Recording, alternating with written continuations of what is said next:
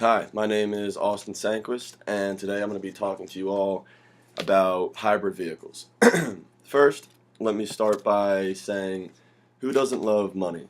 Money is what makes the world go around, and money is really linked into these cars so well.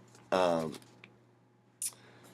what really pushed me to this topic is my love and appreciation for the world that we live in, and the environment, and that's really what made me want to research this topic about hybrid vehicles more and share it with you all today.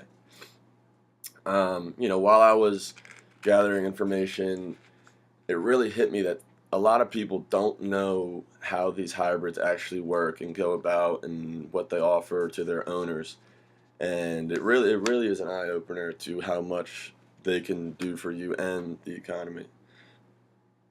Um, so there comes a point in everyone's life. It's happened to me. I'm sure it's happened to you all too, where you're driving down the road and you pass a gas station and you don't know whether you should have stopped there to get gas or just keep trekking on, and you'll fill up later and you'll bring your tank down to as low as you can go.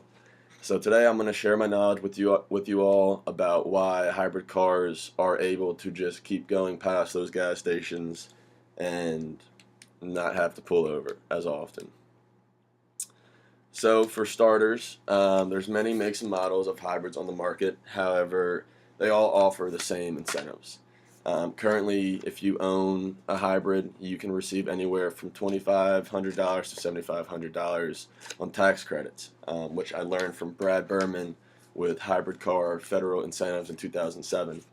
The credits depend on the size of the battery, etc., but that's still, money you didn't have before. So that was a pretty eye opener thing for me. Second, insurance companies are also giving money back. I know Farmers and Geico are.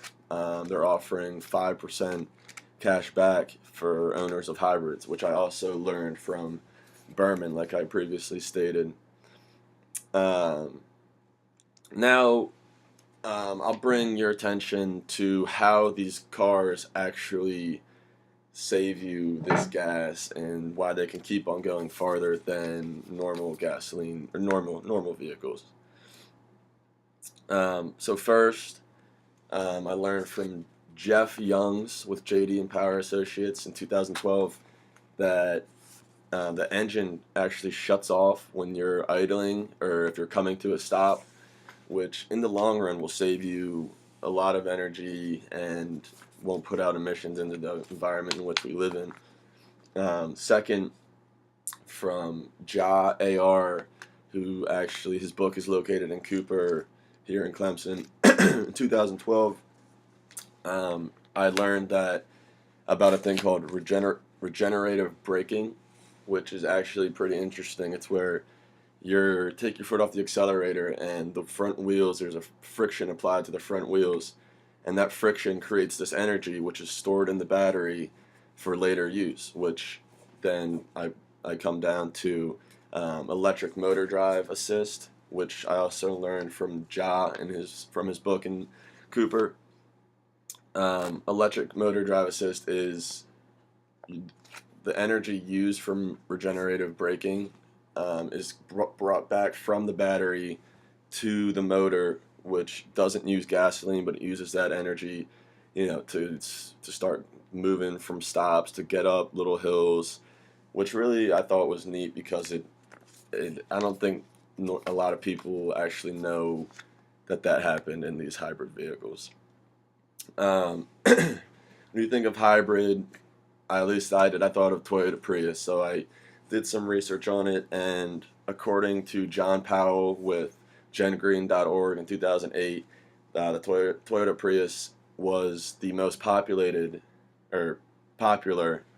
hybrid on the road, and it got 53 miles to the gallon city, which is crazy to think about. When I think about my car, I don't get anywhere close to that. So that was an eye opener for me as well. Um, Another thing that I learned, yeah, a lot of people complain and they say Hybrids are more expensive, but when you think about it, this is from the JD Power and Associates too. You're buying a car, like you take a hybrid and you take a normal car, but this has, you know, an expensive battery in it that is going to save you money and to save the environment over time. So that's really what the difference in pricing is. It's just the battery, which I think a lot of people sort of slips under the radar, and they forget that that's really the only difference in the price is that battery. Um, so I'm not trying to convince you all to go out and buy one of these cars, but say someday you do own one, or you drive a friend's, or it's a company car. Um, you'll realize, I learned this from Philip Dunn with Energy and Green Tech in 2006. Um, due to these hybrids having two energy sources, the battery and the motor, like I stated, it's going to have less breakdowns and it's going to be more efficient. um, and lastly, one of the big ones that I learned was these cars have less depreciation on them, which means higher resale value, which also ultimately leads to more cash in your pocket. Um, so in my closing, hybrid technology, it's a crazy thing. It's changing the world in which we live in. And since the start of them in the early 2000s, just about every car company on the market now offers hybrid vehicles. So now that I've shared with you my knowledge of these vehicles, I hope you better appreciate hybrid vehicles on the road, um, and their owners. And while we don't know what the future has to hold for this technology, we can see that this type of innovation truly does offer something special.